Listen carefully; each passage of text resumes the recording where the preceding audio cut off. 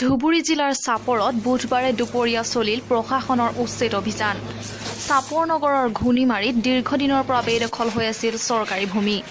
গৰাখহনীয়াৰ কবলত পৰা 15টা পৰিয়ালে দীৰ্ঘদিনৰ পৰা বেদখল কৰি আছিল চাপৰ চিকিৎসালয়ৰ ভূমি। অবৈধভাৱে বেদখল কৰা এই পৰিয়ালকেইটাক উচ্ছেদ কৰি বেদখল মুক্ত কৰে চাপৰ ৰাজহ চক্ৰ বিষয়া নৱজিৎ পাঠকে।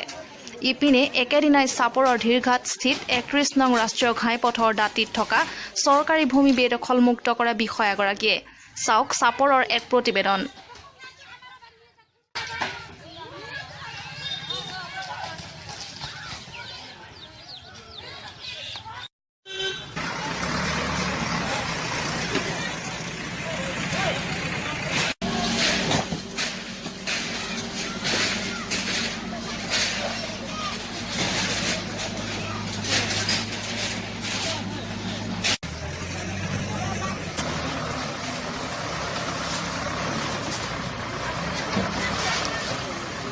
বাক্সা জিলাৰ খাৰিজা বিজনী মৌজাৰ নৰ্থ খাৰিজা হাইস্কুল প্ৰাংগণত বুধবাৰে SSBৰ 54 নম্বৰ বেটেলিয়ানৰ উদ্যোগত শ্বহীদ নকুল চন্দ্ৰ মেধিৰ স্মৰণত এখন স্মৃতিচাৰণ সভা অনুষ্ঠিত হয়।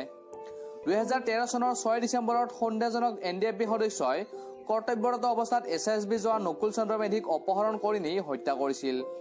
সেই ঘটনাৰ ওপৰত সংগতি ৰাখি আজি নৰ্থ খাৰিজা হাইস্কুল প্ৰাংগণত শ্বহীদ নকুল চন্দ্ৰ মেধিক স্মৰণ কৰি ফটো সম্বলিত এখন তাম্ৰ প্লেট উন্মোচন কৰা হয়।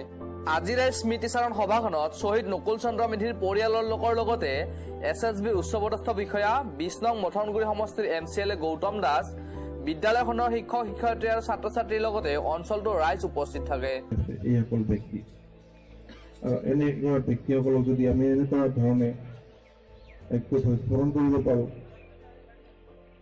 তেওঁলোকক শ্ৰদ্ধাঞ্জলি জ্ঞাপন কৰিব পাৰোঁ, প্ৰকৃত ক্ষেত্ৰত এয়া অতি উচিত।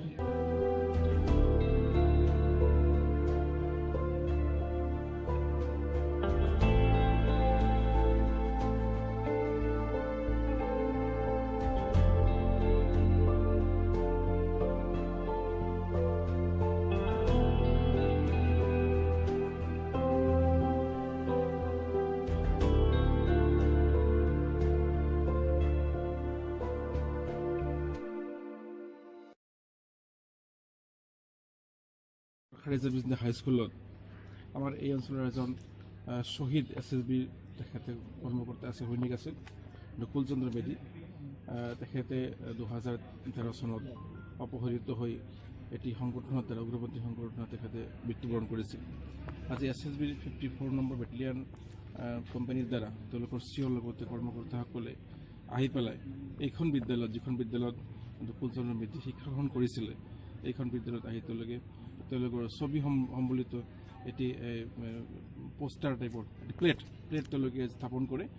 আৰু ইয়াৰ দ্বাৰা এটা কথা মানে আমি স্থানীয় ৰাইজে বুজি পাইছোঁ যে SSBয়ে হওক বা এই সুৰক্ষা বাহিনী যিবোৰ আছে, সুৰক্ষাকৰ্মী আছে, মিলিটাৰী পেৰামিলিটাৰী, তেওঁলোকে সমাজৰ লগত নিজৰ দায়িত্ব পালন কৰি আছে, সমাজক আগুৱাই লৈ যোৱাৰ কাৰণে বা শ্বহীদক উচিত মূল্য দিছে। এইটো উচিত মূল্য দিয়া বুলি ক'ব লাগিব। আজি প্ৰায় 8 বছৰ আগতে তেখেতে শ্বহীদ হৈছিল আৰু আজি এওঁলোকে এনেকুৱা এটা অনুষ্ঠানৰ আয়োজন কৰিছে তেওঁলোকৰ পৰিয়ালবৰ্গক লগত লৈ। আৰু শ্বহীদজনৰ পত্নীকো তেওঁলোকে এটি চাকৰি দিছিল তেওঁলোকৰ ডিপাৰ্টমেণ্টত। এটা খুব ভাল কথা। ৰাইজে ইয়াৰ দ্বাৰা উৎসাহিত হ'ব, ৰাইজে উৎসাহিত হৈ আগুৱাই আহিব যে মিলিটাৰী পেৰামিলিটাৰীৰ লগত আমাৰ ৰাইজৰ সমাজৰ যিটো সম্পৰ্ক সেইটো বৰ সুদৃঢ় হ'ব। খাৰিজা বিজনীৰ পৰা বাক্সাৰ ষ্টাফ ৰিপৰ্টাৰ কপিল দাসৰ প্ৰতিবেদন, এনি লাইভ টুডে। পাঠশালাৰ কাষৰীয়া অঞ্চল নিত্যানন্দৰ SBIৰ ATMত অপ্ৰীতিকৰ পৰিস্থিতিৰ সৃষ্টি হয়। বুধবাৰে দুজন গ্ৰাহকে নিত্যানন্দৰ SBIৰ ATMৰ পৰা ধন উলিয়াওঁতে পালে ফটা নোট। কাগজৰে জোৰা দিয়া নোট ওলাল ATMটোৰ পৰা। এই ঘটনাক লৈ নিত্যানন্দত গ্ৰাহকৰ মাজত সৃষ্টি হয় ব্যাপক প্ৰতিক্ৰিয়াৰ। বৰ্তমান বন্ধ কৰি ৰখা হৈছে SBIৰ ATMটো। চাওক পাঠশালাৰ সাংবাদিক চিন্ময় লহকৰৰ এক বিশেষ প্ৰতিবেদন। এইখানেদি তাৰমানে মই ষ্টেট বেংকত পইচাটো উইল পাৰিছিলোঁ। জাংজি মই তাতে মোৰ আগত আৰু এটাই পইচাটো উইলৈছে। উইলতে তাতে 4খান তাৰমানে 2000 টকা 1 খাজা তাৰমানে সেই মাৰা আছে, এই টেপ মাৰা আছে। মই ভাবলোঁ তোৰ আৰু কিবা কাৰণ থাকিব পাৰে, ময়ো উইললোঁ। মোৰো চাওক এই গোটেই ওইখানত মানে কোনো ভিৰাই নাই কায়ো কোনো ব্যৱসায়ী দাৰিনাৰকে ক'তো কিন্তু এই পইচাটো মই কিয় গৈছিলোঁ ATMত পইচা কিয় থয় বা বেংকত পইচা কিয় থয় মোৰ বিপদত মই এতিয়া মই পইচাটো আনিব গৈছোঁ মোক পইচাটো লাগে মোৰ মিছেছৰ অসুখ এইটো আৰু গোটেই জানে এতিয়া মই কালি ডাক্তৰৰ তাকে যাব লাগিব আজি মই পইচাটো লৈ ঠিক কৰিব লাগিব এতিয়া এই পইচাটো মই কি কৰিম অৱশ্যে মোক এটা কথা বেংকত মই ফোন কৰিছিলোঁ বেংকত মোৰ এটা সেই আছে তেওঁ কৈছে কি বেংকক যাব দিছে কালি তেওঁ মানে বেংকত যাই ছল্ভ কৰি দিম বুলি কৈছে ছল্ভ কৰিলে নহয় না এতিয়া মোৰ সমস্যাটো কি হৈছে সেই কথাটো